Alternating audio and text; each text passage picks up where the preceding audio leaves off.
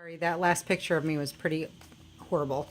But YouTube only lets you, I guess, tape for 5 minutes, or, I can only do 5 minutes on my phone, so I'm sorry about that. So I'll try to sum this up pretty quick.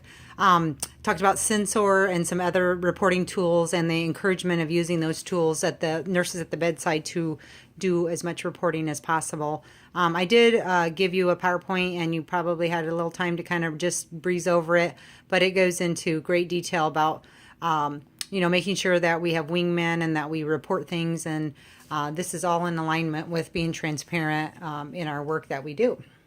Harrison brought up a good point about sometimes there are certain units that use their own terminology, and that sometimes that might not benefit and may even cause a barrier to the communication that goes on in the workplace.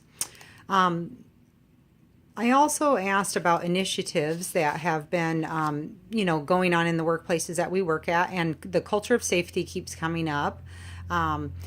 Harrison brought up the concept of clarification, and that word is a key word and a key phrase that is used at his institution. The idea of initiatives of medication scanning that have come about. I thought the neatest one kind of made me giggle was that someone would put a vest on if they were passing meds, and then that one did not fly very well. But there are mats, rooms, dedicated spaces, and taped off borders for private time when we're talking about medication administration. Now, not all medical errors are medication, but they do contribute to a lot of the medical errors that can be seen. Also, only one RN in the area at one time, so that they could have dedicated time to focus and to not make any mistakes, and have that dedicated time in the workplace to be error free. I think we had some discussion about our own personal experience with medical errors, and some of us have been lucky enough not to have any, but we do probably all know somebody that's had a medical error or medication error or something that has caused a root cause analysis. And so I think we're all touched by those things, and I think they do make a big impact on us into our career, and what we will do and what we won't do in the future, and who we want to tell. And I know as faculty, those are the things I really hit hard with the students.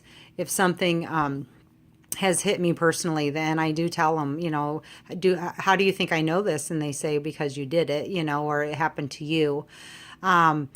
So I think, we're in the right direction. We're being more transparent. We're out getting these things talked about, and we're trying to solve the processes and the systems that sometimes fail us, and not always point the blame at the person. We also talked about the significance of the patient safety officers and coordinators that we are now seeing, that we had not seen before, that are instrumental in doing these root cause analysis. And I know ours is an RN who knows the ins and outs about working on the floor. And so I think that's totally an asset to every facility. And I know my coordinator is passionate because her mom had a medical error that really harmed her mother. And so she tells the story, and she almost has us in tears when she talks about her mom and what has happened. Some other things that came up in the discussion, I think Harrison brought this up about different tubes and lines and stuff that could be used inappropriately and harm patients.